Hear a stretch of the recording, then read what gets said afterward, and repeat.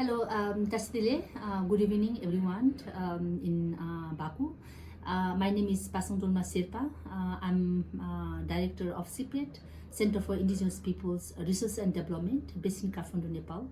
CIPRED has been putting every efforts for enhancing indigenous knowledge system, our cultural values and practices, recognition of customary governance, institutions, customary land tenure security, and that has been the basis for protection of our knowledge, cultural values, practices, and that has been really contributing for climate actions on the ground. And we have been working not only at the national level, but also in Asia and different part of the world in collaboration and coordination among indigenous people organizations, academic and non-academic institutions, universities across the globe.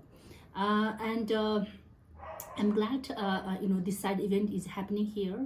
This is the great opportunity for us to share our stories, and our main stories is our experience on the ground shows that how indigenous peoples, the women and youth, playing a very crucial role, continuation of our practices, our value system, and that has contributed for climate action. And that is what it is so important for us to acknowledge, recognize, and also appreciate what we have been doing for the intergenerational knowledge transfer and continue addressing the climate solution.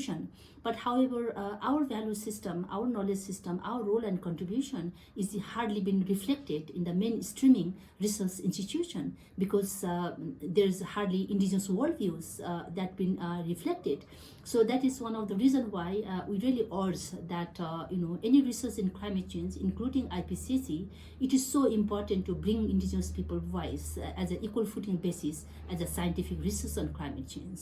I would like to repeat again that I highlighted during the sixth assessment reports that was in Glasgow, where I represented indigenous peoples in the high-level dialogue and emphasize how important to bring indigenous scientists, indigenous scholars on equal footing basis as a scientist.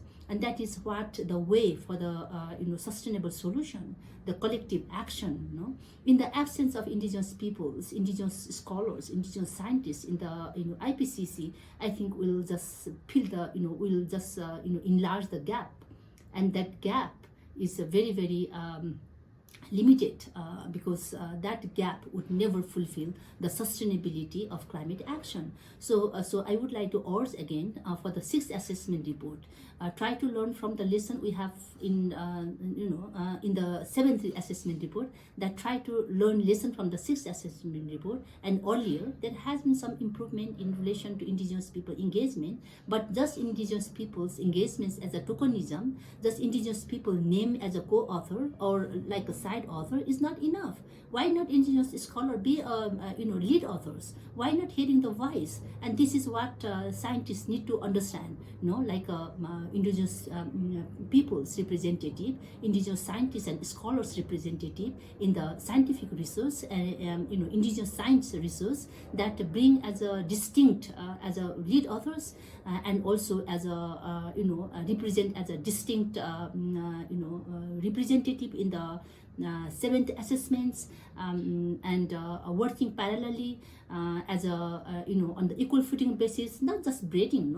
People have been, I have been hearing people saying, oh no, we have been indigenous knowledge has been braided in the scientific. That is not enough. That is just another illusions is been created, that has been created for many generations, and this is not the time, and we do not have time, and we do not want to waste time, and we should not waste time. That's why it is so important bringing indigenous scholar, scientists, indigenous leaders, our knowledge holders on the equal footing basis as a scientist, and that is how we can put our efforts for our collective action for our sustainability and bringing the hope among our young generation, continue our knowledge and value system. And that's how we can bring the peaceful, harmonious, and sustainable world together. And thank you very much. Have a wonderful, discussion here.